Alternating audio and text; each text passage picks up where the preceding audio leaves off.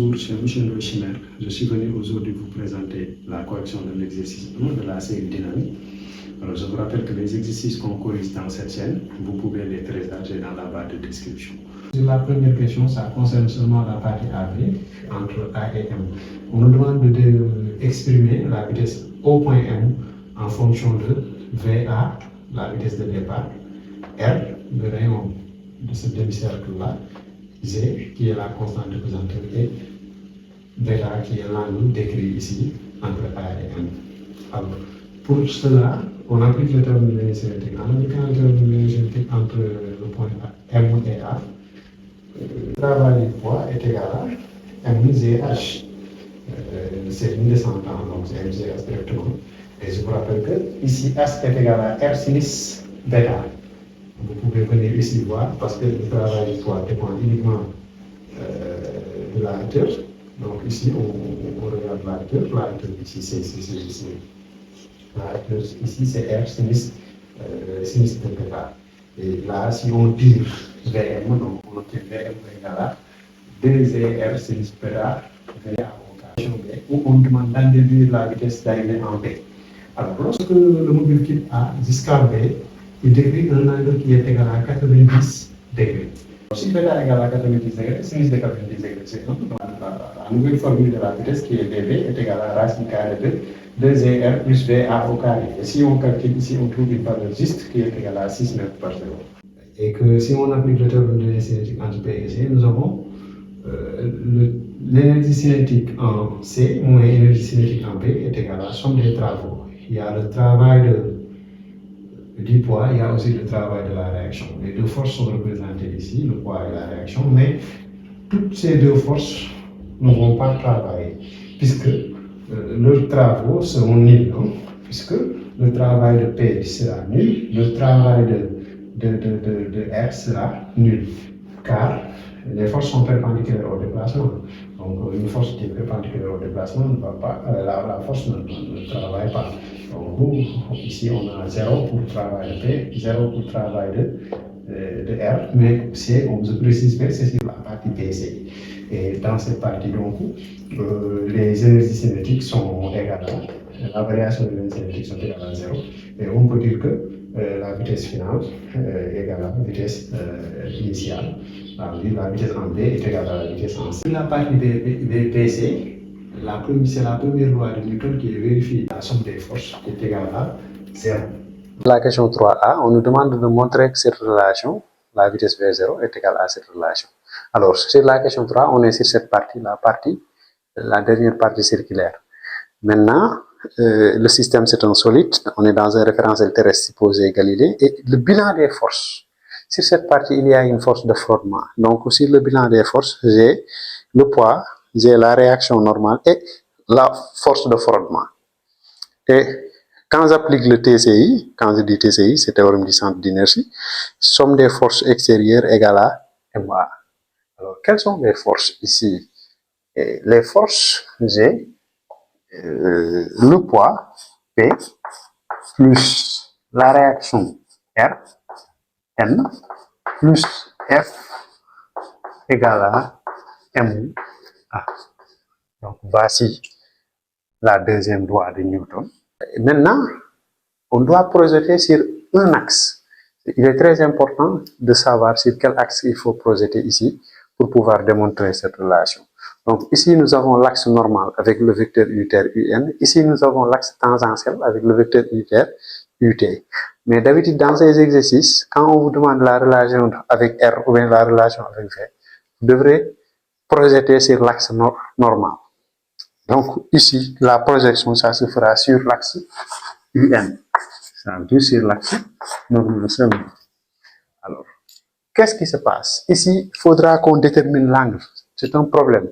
Le fait de déterminer l'angle. L'angle alpha qui est là, si on met des pointeurs ici et là, on retrouve cet angle alpha ici. Alpha est là. Et alpha est un angle alterne interne avec cet angle A, avec ici. Donc alpha, on le retrouve encore là.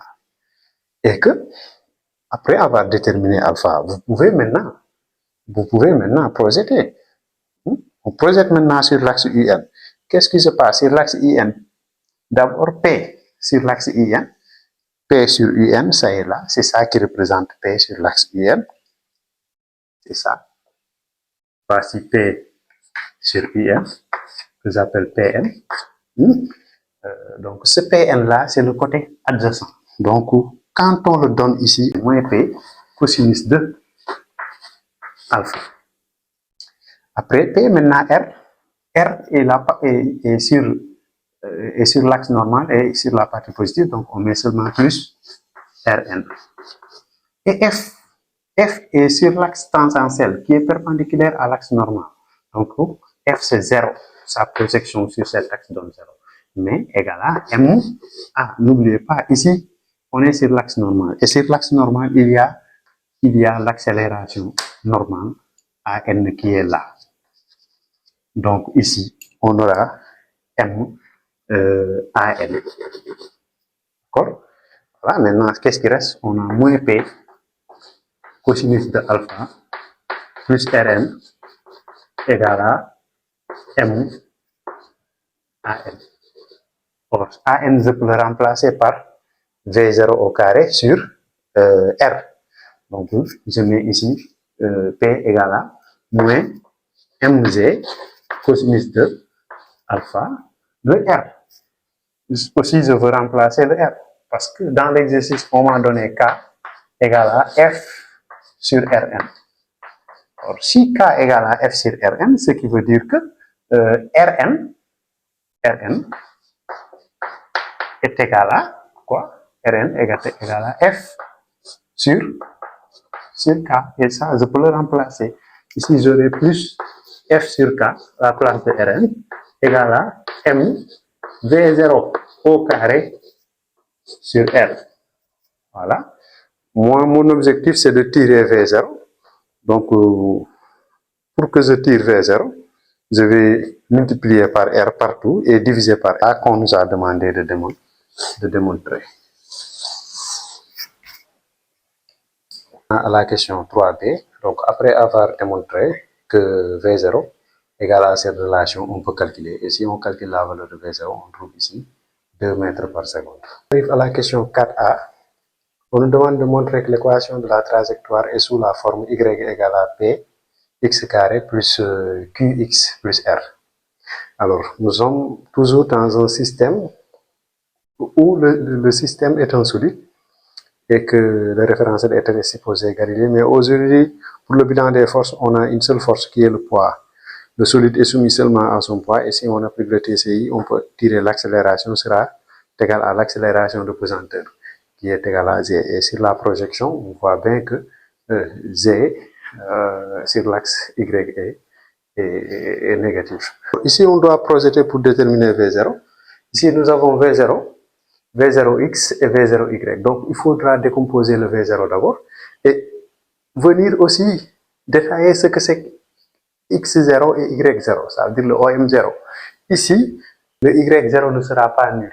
Donc, y0, c'est cette hauteur-là et cette hauteur-là, on peut bien le déterminer ici. Cette hauteur, on peut montrer que c'est cette partie-là. Et cette partie-là correspond à quoi? Cette partie correspond à R facteur de 1 moins cosinus de alpha. Maintenant, à t supérieur à 0, c'est très important de dire que la vitesse sur l'axe x c'est v0 cos alpha, mais la vitesse sur l'axe y, parce que là-bas sur l'axe y il y a une accélération, donc il faudra mettre moins gt plus v0 sinus alpha. L'équation de la position, et on donne sur chaque axe, donc sur cet axe-là y il y a une accélération, on tient compte de l'accélération, mais sur cet axe il n'y a pas d'accélération, donc voici les deux équations. Et ces deux équations horaires vont nous permettre de déterminer l'équation cartésienne de la trajectoire qui est là, tout en mettant t égale à x sur v0 cos alpha. On va le remplacer ici le t et remplacer ici le t. On va se retrouver avec l'équation cartésienne de la trajectoire qui est là. L'équation cartésienne de la trajectoire peut s'écrire sous cette forme. Y égale à p x carré plus qx plus r, tout en sachant que p égale à cette valeur-là. Lorsqu'on le calcule, on trouve moins 5. Et que Q égale à tangente de alpha. Lorsqu'on le calcule, on trouve racine 3 sur racine de 3. Et que R est égal à R facteur de grand R égale à R facteur de 1 moins cosinus de 60 degrés. Et là, si on le calcule, on trouve un demi. Donc, voilà, si on écrit l'équation cartésienne de la trajectoire, on aura ça. Et que là, on arrive à la question 4b où on nous demande de déterminer la hauteur maximale. Alors, pour déterminer la hauteur maximale, il y a deux manières de faire. Vous pouvez passer par là où on pose V, Y égale 0, puisque lorsque ça atteint la hauteur maximale, la vitesse en Y est nulle. Mais vous pouvez aussi passer par cette méthode. Cette méthode est une méthode très rapide et efficace en prenant la dérivée de Y sur t de x égale à 0 sur la hauteur maximale et tirer x max. La valeur que vous allez trouver ici, ça sera x max, et ce x max là, vous le remplacez dans l'équation, et la valeur que vous allez trouver va correspondre à y max. Donc c'est chercher les points de coordonnées en dérivant. Donc ça aussi, ça vous donne la valeur de y max.